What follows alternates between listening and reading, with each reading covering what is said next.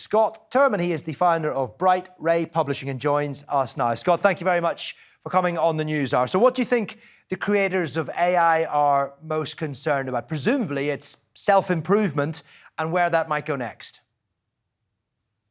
I mean, there's a point where this technology could go off the rails if it hasn't already being used for such things. I mean, there's the idea of AGI, which is artificial general intelligence, which is really, takes facts, takes abstract information, makes decisions very similar to how a human does.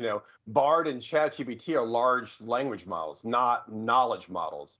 They're kind of predictively figuring out what in responses that of your text inputs.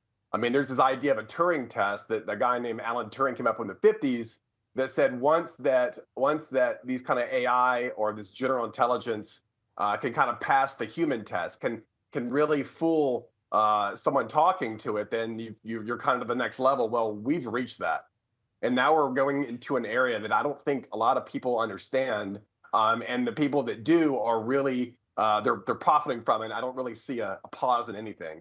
Elon Musk, Steve Wozniak, all these great humans, they have fear, and they should, but I think that the genie is out of the bottle. I mean, imagine what's that? Well, so are they calling for government intervention then? Because when it comes to companies like Google and Microsoft, that's the antithesis of what they stand for. Of course, there's money to be made. They're in it for the profit. Right. I don't know how you put the genie back in the bottle. It's in too many hands, and it's kind of like saying stop mining for gold, right? And we're going to, in some kind of way, say that we should all stop mining for gold. I just don't see it happening. I definitely see the concerns. If the nuclear bomb was in more hands, we could definitely see how that would be a problem. And this could be that big. People at Microsoft are calling this, they're comparing it to either the advent of the phone, or is it the advent of fire in terms of world-changing things?